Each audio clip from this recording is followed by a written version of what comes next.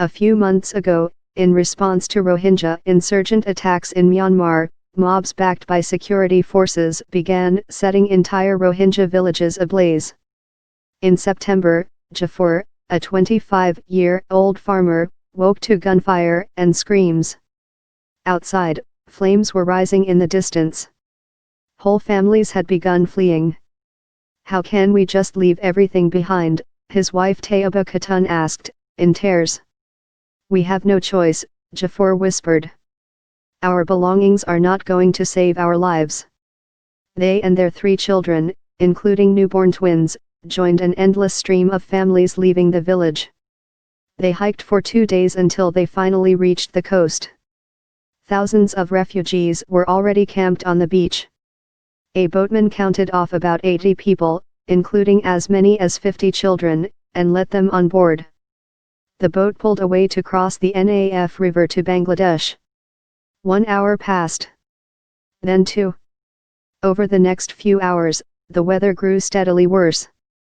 They had strayed far off course, deep into the ocean. "We're lost," the boatman said, staring ahead into the night.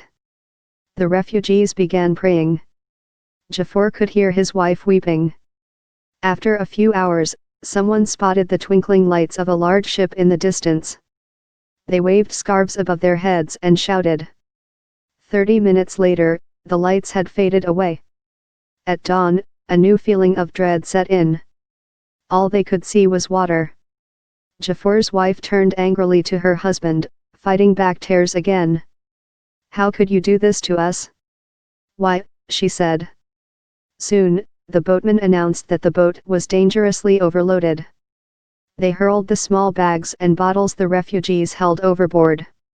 In whispers, Jafar and his wife began to discuss the unthinkable. "Please forgive me," Khatun said, "if I ever did anything wrong to you."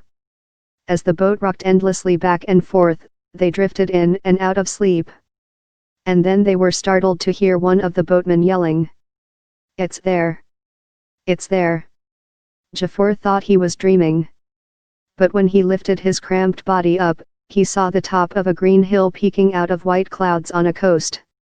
"Oh, blessed Allah, he knows where we are," Khatun said. As the boat motored toward the shore, though, the wind began to pick up again. The sky darkened. Torrential sheets of rain began to fall. And then, somewhere around 3:30 p.m., the engine died.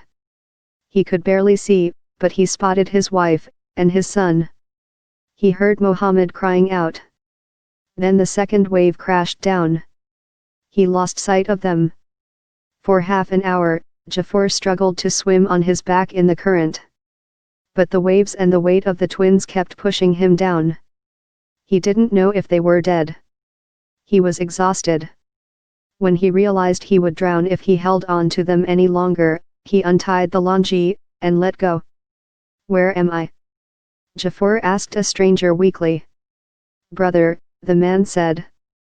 "You are in Bangladesh." On the beach, Jafar searched desperately for Khatun and Mohammed and the twins. When he found their bodies, laid out on the sand by rescue crews, he broke down and wept. Of the 80 refugees believed to have been on the boat on September 28, only 24 are known to have survived. "Why did I bring my children here and let them die in the water?" he asks. "Wouldn't it have been nice if I, too, had died?" The mass grave where his wife and children are buried is not far away. There are no names. Just a trio of palm fronds stuck in the dirt. Associated Press journalists Rishabh R. Jain and Yasin Dar contributed to this story.